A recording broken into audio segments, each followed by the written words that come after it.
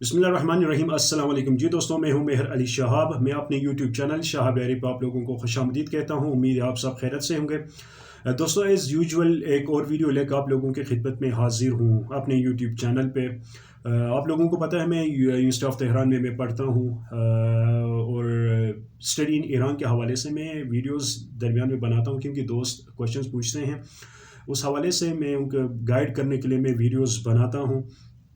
तो आज का जो मेरा टॉपिक है वो ये है कि ईरान पढ़ने कभी नहीं आना। ठीक है, तो क्यों नहीं आना, क्यों नहीं आना चाहिए, किन को नहीं आना चाहिए, इस वीडियो में हम डिस्कस करेंगे। इस वीडियो के अंत तक आप लोग मेरे साथ रहिए। अगर आप लोगों ने चैनल अभी तक सब्सक्राइब नहीं किया तो इस चैनल को सब्सक्राइब करें, बेल आइकन दबाएं ताकि नई बनने वाली वीडियोस के नोटिफिकेशन आप तक बर वक्त पहुँचते रहे। ये चलते हैं अपने टॉपिक की तरफ। वो ये है कि मैं क्यों कह रहा हूँ आप लोगों से कि आप लोगों ने ईरान पढ़ने नहीं आना चाहिए, किन को नहीं आना चाहिए। देखिए, मैं आप लोगों को एक चीज़ बता दूँ। सबसे पहली चीज़ ये कि ईरानी जो स्टूडेंट है जो यूनिवर्सिटीज़ में आते हैं, वो उनका ये होता है कि नेशनल वाइड इनका एक टेस्ट होता है साल में। ठीक है, जब लोग इंटर करते हैं, समझे, ठीक है, या ग्रेजुएशन करते हैं, तो यूनिवर्सिटीज़ के एडमिशन के लिए इनका बाकायदा एक टेस्ट होता है पूरे कंट्री लेवल पे।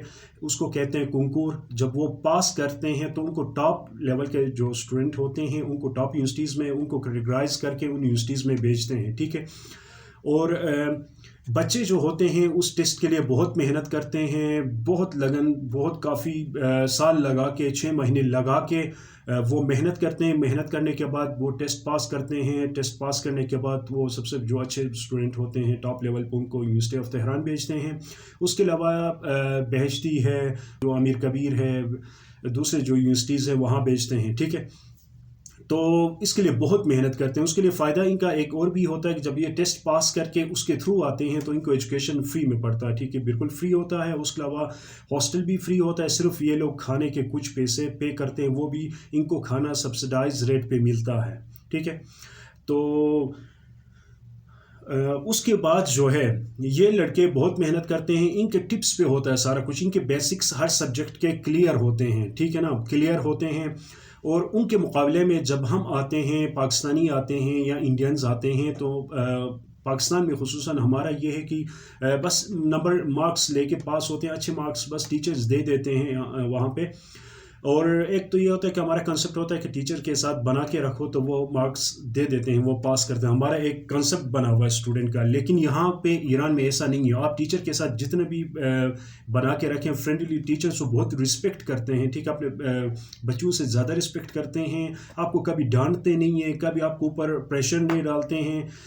कभी आज तक मैंने क्लास में किसी बच्चे को डांटते हुए या प्रेजेंटेशन का कुछ मसला हो या उसका असाइनमेंट लेट हो तो उसको डांटना, बुरा भला कहना, ये कुछ मैंने नहीं सुना। टीचर्स बहुत रिस्पेक्ट करते हैं, बहुत फ्रेंडली, आप लोगों को फ्रेंडली माहौल मिलेगा। लेकिन हमारे जो बच्चे आते हैं पाकिस्तान से, हमारा खुसूसन वो लोग जो नेचुरल साइंसेस के आते हैं, लड़के मैथ्स में आते हैं या दूसरे जो फिज़िक्स है, केमिस्ट्री है, इस तरह के जो सब्जेक्ट्स में आते हैं, कंप्यूटर में आते हैं, तो उनके बेसिक्स क्लियर नहीं होते। ठीक है, बेसिक्स कोई क्लियर नहीं होता और नहीं वो कोई अच्छे खासे प्रोजेक्ट पे मेहनत करके खुद काम करके आते हैं।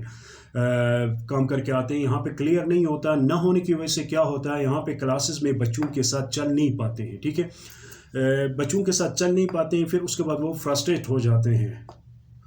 उसके बाद दूसरी चीज़ ये है कि यहाँ पे आप लोगों को लेक्चर जो है क्लास में वो पर्शियन लैंग्वेज में देते हैं। ठीक है, फॉरेनर्स सब मिक्स क्लासेस में होते हैं, ईरानियों के साथ अफगानी भी होते हैं, अफ्रीकन्स भी होते हैं, डिफरेंट कंट्रीज़ के यूरोपियंस भी होते हैं, जो भी होते हैं उनके साथ मिक्स होते हैं। लेक्चर जो है इनका कंसेप्ट है, लेक्चर का जो सिस्टम है इनका वो ये है कि पर्शियन लैंग्वेज में होता है। बाकी जो आपको एग्ज़ाम में लिखने के लिए आपको इंग्लिश में इजाज़त देते हैं।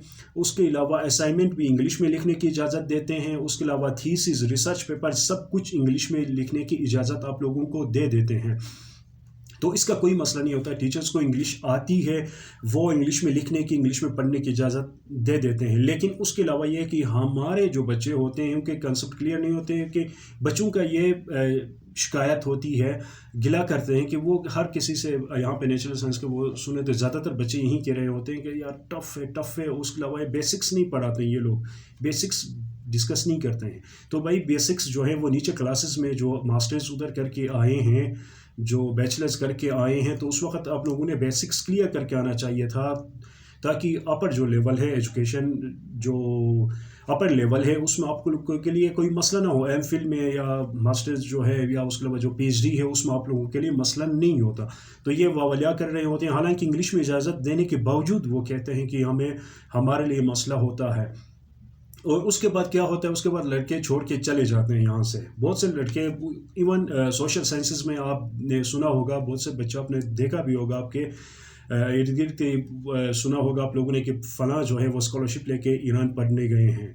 फिर उसके बाद आपने 6 महीने बाद या साल बाद आप देखते हैं कि छोड़ के आए हैं। फिर उनके वो जो किस्से सुनने को मिलते हैं कि भाई वहाँ पर हमारे क्रेडिट आवर्स पूरे नहीं होते थे, सही नहीं पढ़ाते थे, ये मसला होता था। वही कोई मसला नहीं है, अच्छा पढ़ाते हैं, सब कुछ बेस्ट है, A1 है, ओके है, ठीक है।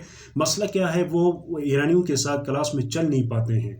असाइनमेंट्स जो है ना वो जो है उनके जो पिक नहीं कर पाते हैं, वो जो लेक्चर है उसके साथ जो है मतलब फ्री माहौल में बैठ के घूमना फिरना, यहाँ पे वो घुमाते हैं फिराते हैं लेके जाते हैं, लेकिन जो इश्यूज़ उनके क्लियर नहीं होते हैं बेसिक्स, उसकी वजह से वो कंप्लीट नहीं कर पाते हैं, फिर छोड़ के चले जाते हैं, फिर वो किस्से सुनाते रहते हैं। अगर आप लोगों के बेसिक्स ये सारी चीज़ें क्लियर नहीं है तो बेहतर है आप लोग ना आएँ। अगर आप लोगों का एडमिशन हुआ है तो ये जहन में रखें, एक बड़े चैलेंज फेस करने जा रहे हैं, क्योंकि ईजी नहीं है। क्लास में आपने टीचर्स के जो पर्शियन में जो लेक्चर है वो सुनना है आपने, ठीक है, वो सुनना है।